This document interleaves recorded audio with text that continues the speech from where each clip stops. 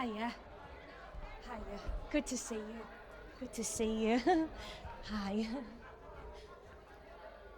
Cinderella is not like other fairy tales, like the ones I read to my daughter during a slow blink battle to stay awake. Cinderella reads the room. She keeps her eyes sharp. She works. She grafts. I've learned how to be a Cinderella lass, a girl in glass slippers. When I walk into a room, I let my instincts take over. Fight, flight, freeze, fawn. I find the point in the Venn diagram where all four overlap and I apply my costume accordingly. How northern can I be? How common? Is it proper mint that like? Or is it so lovely? So, I'm at this thing, a so lovely kind of thing with high ceilings and low chandelier lighting, where everybody has an opinion about wine and nobody knows the price of milk. I'm here because I work here, because I always work here. Middle-class spaces love working-class grafters. We make them feel ethical. And he's here. Let's call him Richard, you know. He looks like a Richard. Soft hands, and his wrist is tick, tick, ticking. The sound is screaming its own price tag. And he asks me what I do. And I rub the calluses of me hardened fingers together, inherited by me mother. And in them I feel every self-taught, second-hand, hand-me-down piece of maternal advice. Every scrubbed surface, every sink, every toilet. I give him a cautious, sanded-down retelling of me. I don't want to sound too thick, and I don't want to sound too clever. Useful, but not threatening. Ego is a fragile thing. Oh, I'm an admin. I put this whole thing together. Me and the rest of the staff, we make it function, especially at short notice on a shoestring budget. But I'm new to this. Not this place, just this position. It's taken a good 10 years on the floor to have a week in the chair. And all the staff are rushing around, invisible to Richard here, like duck legs under the water. But for tonight, I am dressed in full glam, and I look good. I know I look good. Still, I can tell by the way he looks me up and down that he doesn't approve. Thinks it's tacky. He doesn't ask me where I'm from. Means I've got the accent right. They like a bit of mystery, as long as it sounds familiar enough. And he starts talking, because twats like him always do, about people these days, about work ethic, something that he insists he has. And he says, people these days just don't want to try. And he says, there are so many opportunities if you're willing to work. And he says, handouts just create unnecessary dependencies, don't they? Don't they? I nod, I smile, and I listen. Because listening is a skill you learn early when screaming gets you nowhere.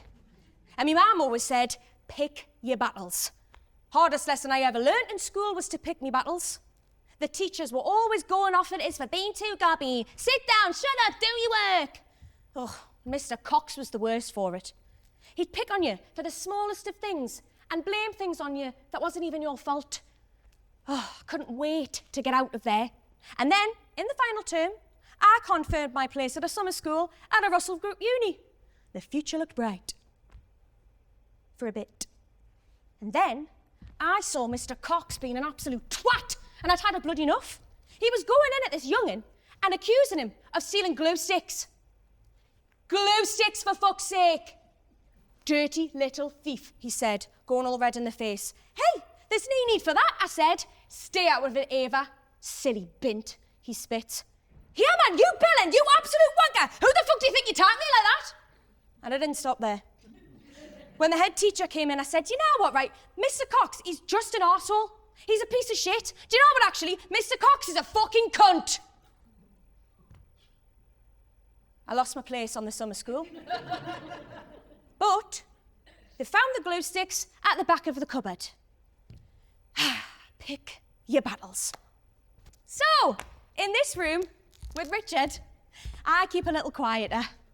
Silence and glass have something in common. Once broken, neither can be pieced back together. But it does get tempting to make a bit of noise now and again, doesn't it?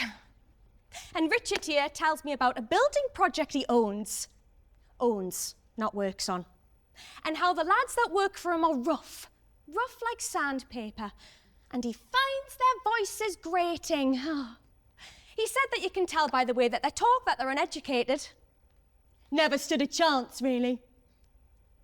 Do you know, it's funny to me what we call an education.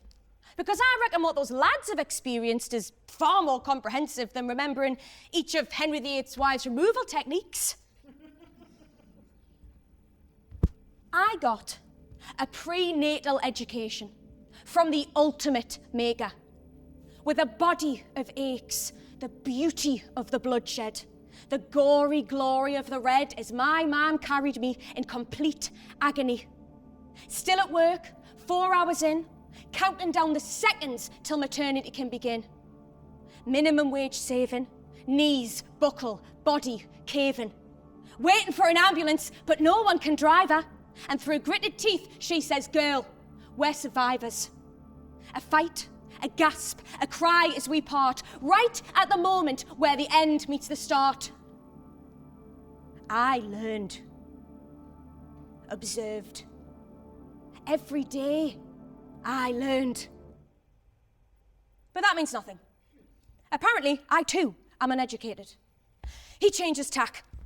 Perhaps my face is moving more than it should. Pick your battles. He starts talking about his cleaner instead. Ginny? Maybe Jenny. No, definitely Ginny. And how she was late for work because her child was sick. It's a shame, really. She didn't give me much choice. You can't let that sort of thing slide. That sort of thing. Caring for your child. Okay. Dick. Do you know what I think of me grandma's house? In and out like it was our own, because it was. Her house was my house, and it was our house, and it was home. And I think of me mam, running on 2 hours sleep, walking us to school in the rain because the bus money went on lecky that week. And I think of me daughter, her shoulders back and her eyes still bright with youth. What a world to inherit. Glass at our ceiling and glass at our feet. And Richard says, some people just love being victims. Victims. I place my tongue between my teeth and take the smallest breath I can without drawing any attention. Do you know, I wonder what he would do if I told him that I've never been on a foreign holiday, that I don't even have a passport. I never have. And the furthest I've ever been was Blackpool, and even that felt posh. I wonder what he would do if I told him that I live in a council house. Would he gasp if I said the word benefits out loud? People like Richard, like Dick, they will never know the power of a child's imagination in a dark and heatless house. How you learn to make brand new worlds out of blankets and stories with brothers and sisters' voices who can't be contained by a missed bill payment. I come from a cold house, but a warm home. And Richard here goes on about fairness, and how his new cleaner charges a fortune as well. And I think of her hands whilst I look at his. And I nod, and I smile, and I say, well, I suppose it is difficult these days. We all do the best we can with what we're given. And he looks at me as though I've said something profound. And he nods, and he smiles, and he says, exactly. Exactly. And then I get a text from me mum. Sorry to bother you whilst you're at work, pet, but the band's gotten worse since he left, and I think you should. Is that important? It's rude to look at your phone in the middle of a conversation. And I start to apologise, but silly bint, he spits. Careful who you call names, Dick. This silly bint in leopard print knows a thing or two about people like you.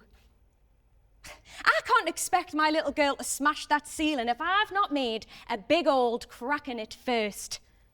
So, I speak. So it's funny what you said about your cleaner there, Richard. I think you ought to watch yourself there. Now, you must have heard of employment law. Well, it's funny. In my admin training, we covered that extensively. You said that her child was sick? Broken silence can be sharp. Well, I'm sure if she had a good friend, they would advise her to take legal action. Just forewarning. Oh, you know her type. I'm sure her friends wouldn't know anything of the sort. Not the university type. Well, you'd best hope so. After all, I'm sure a company wouldn't want to work for someone who... Well, just think on it. Oh, she won't be a problem. She won't want the trouble. And anyways, a mother shouldn't be working. Traditional values are important. Traditional values. And for a second, I consider letting him properly have it. Letting that slipper do more than crack and say things I can't take back. I want to say, you think that a mother shouldn't be working? Women have always worked. If all you know about the past is kings and queens and nobles, then you should really be thinking about who was cleaning their palaces and baking the bread and cleaning the cobwebs. Who, Richard? Who? They worked in fields, in factories and foundries, in schools, mills, wash houses, on buses, trains and trams, and still got called dependent. Women have worked. Women have always fucking worked. And you said that people these days just don't want to try, and handouts create unnecessary dependencies, and a mother shouldn't be working. Well, which is it? I want to take a glass and smash it against the wall and hold it up to his throat. I dare you. I dare you, Dick. Say it again. Tell me what it is to be a mother like you have a fucking clue. I want to take the glass from his soft, scar-free hands and smash it against the wall. Tear it down. Let me show you what a mother can do. Make it smash, make it crash, make every piece of glass in here more than it ever was before, shattered right on top of his empty, pathetic, selfish skull! But I can't, because she's too small, my Ben. I can miss out on summer school and college when it's just me, but it's not just me anymore. I can't smash every piece of glass in here, but I can break open the silence. What did you say your cleaner's name again was, Richard? Ginny, was it? Well, traditionally speaking, she'll have more friends than you think, and she'll certainly find one in me.